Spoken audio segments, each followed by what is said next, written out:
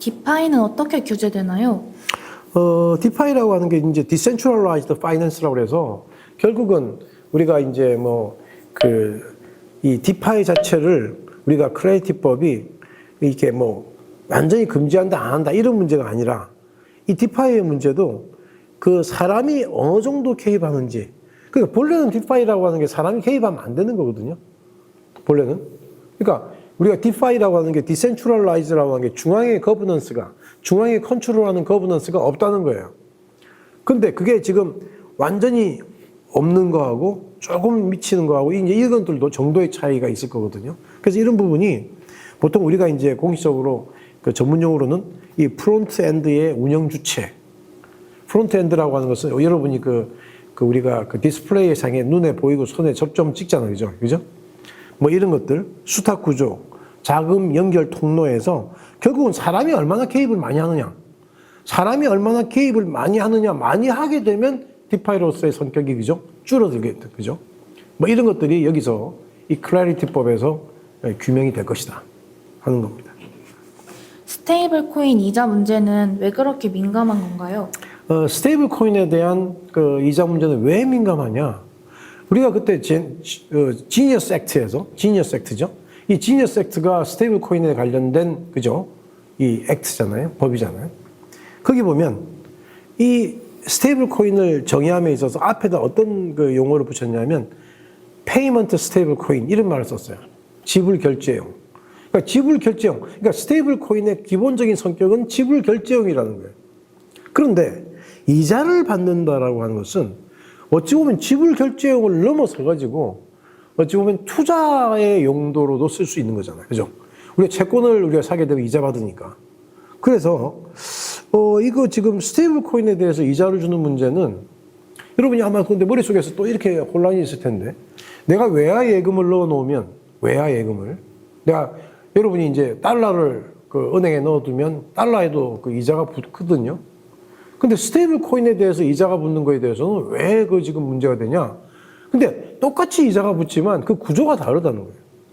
구조가 어떻게 다르냐면 그 달러 예금, US 달러 예금을 지급하는 데는 금융기관입니다. 금융기관.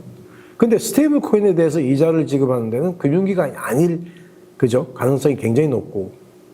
그 다음 또 하나는 이게 지금 금융기관 같은 경우는 예대마진이라고 해서 예금을 받고 대출을 해가지고 대출 이자율보다 예금 이자율이 적거든요. 그래서 그 마진을 가지고 먹고 사는 것이 뱅킹, 금융기관들인데 여기서 말하는 스테이블 코인에 대한 이슈어, 발행 기업은 이걸 어떻게 이자를 주냐 하면 이 스테이블 코인에 대한 어떤 리저브라고 그러죠. 리저브라 준비금에 대한 이 준비금을 설정할 때 우리가 미국의 US 달러에 패킹되어 있는 스테이블 코인을 예를 들면 US 달러로 하든지 그 다음에 미국 국채를 한단 말이죠. 그러면 여러분이 US 달러만 들고 있으면 자기들이 그 들고 있는다고 해서 아무 이자가 안 생기잖아요. 근데 미국 국채를 사게 되면 예를 들어서 4.5%다, 5%다 이자가 생기잖아요. 그럼 자기네들이 5%의 이자를 만약에 발생을 시켰다 그러면, 가졌다 그러면 그 중에 한 1%나 2%를 떼가지고 그 스테이블 코인을 발행받은 사간 사람들에게 줄 수가 있단 말이에요. 이건 지금 현재 예대마진하고는 또 성격이 다르죠. 다르고 또 하나는 이러한 어떤 기관, 이러한 어떤 액션을 취하는 기관이 기존의 아주 클래시컬한 전통적인 금융기관이 아니라는 거예요. 그래서 이런 부분들이 다르기 때문에 그래서 결국은 이 스테이블 코인에 대해서 이자를 지급하게 되면 그 금융기관이 아닌 기업이 금융기관하고 똑같다. 근데 그게 왜 문제되냐? 금융기관들은 규제를 많이 받거든요.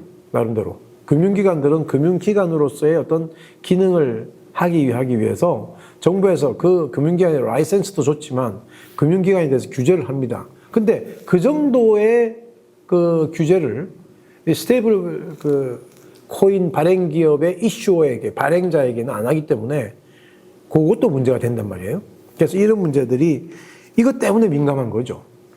스테이블 코인은 은행과 무엇이 다른가요? 제가 말씀드리다 보니까 요번 앞에서 말씀드린 게에서 말을 거의 다 해버렸는데 이게 스테이블 코인이 은행과 스테이블 코인 발행 기업하고 은행이 뭐가 다르냐? 은행은 예대마진이라고 했잖아요. 그죠? 예금을 받고 대출을 해줘서 대출 이자가 예금 이자보다 높으니까 거기서 이제 마진을 먹는 건데, 이 스테이블 코인 같은 경우는 아까도 말했지만 리저브, 이 준비금을 자 우리가 국채를 담보로 해서 그 운용 수익, 국채에서 생긴 수익을 내가 나누어서 회사가 내가 한 뭐 80대 20이라든지 뭐 70대 30이라든지 이렇게 나누겠다는 그런 뜻이란 말이죠. 이자를 준다는 뜻이. 그래서 이건 하나의 어떤 그 기본적인 수익, 이익에 대한 배분 문제인데, 이 문제를 이러한 어떤 기능을 하는 그 엔티티가 기존에 우리가 그 전통적인 금융기관이 아니기 때문에 문제가 생긴다. 자, 이런 말씀을 제가 또 드릴 수가 있습니다. 기관 투자자들은 어떻게 반응할까요? 기관 투자자들은 이 클래리티법이 통과돼 버리면 굉장히 어찌 보면 이제 그 마음이 좀 편해지죠. 투자하기가. 그러니까 기관 투자자들은 기본적으로 이 어떤 상품에 대한 어떤 그 불확실성이 존재할 때는 그 상품을 투자를 할 수가 없어요. 다시 말하면 지금 우리가 비트코인을 예를 들어보면 비트코인 같은 경우는 그 돌아가는 시스템 자체가 오토노머스하다. 오토노머스라는 게 어떤 뜻이냐면 아주 자동적으로 돌아간다는 거예요. 2100만 개가 발행되게 돼 있고 4년마다 반감기가 오고, 예를 들면 뭐 그런 것이 아주 그 누구도 손을 대지 않더라도 자연스럽게 돌아간다. 그래서 이게 지금 충분히 뭐 증권성이 없다라고 충분히 말할 수 있고, 이 상품으로 분류되기 때문에 투자를 하는데 전혀 문제가 없지만, 그래도 지금 아까도 말씀드렸지만 그 연기금들이 여기에 직접 투자를 하기 위해서는 만약에 비트코인에서 문제가 생겨버리면 나중에 야, 이 연기금처럼 이렇게 안정되게 운영해야 되는 기금들이 어떻게 비트코인 같은 데 투자하냐, 이렇게 해서 공격을 받을 가능성이 있다는 거예요. 근데 클래리티법이 통과돼 버리면 비트코인 같은 경우 얘는 증권이 절대 아니야. 얘는 커모디티야. 뭐 이런 식으로 해서 쫙 이렇게 돼 버리면, 지금은 예를 들어서 뭐 우리가 ETF를 통해서 이렇게 그 비트코인을 취득하는 그런 어떤 그 연기금들도 직접 투자를 통해서 할 수 있다. 그럼 이걸 왜 직접 투자할 수 있는 그런 자신감을 가질 수 있느냐? 충분히 클래리티법을 통과해서 이제는 얘는 증권이 아니라는 게 확실히 드러났고, 그죠? 이런 것이 법으로 통과되어 있다는 그런 어떤 자신감, 이게 있기 때문에 기관 투자자들은 이 그 상품으로 분류된 코인에 대해서는 굉장히 공격적으로 투자를 할 수 있을 것이다. 그래서 이 부분은 만약에 비트코인에 있어서의 가장 큰 호재다, 이런 생각이 드는 거죠. 결국 암호자산 시장은 어디로 가게 되는 건가요?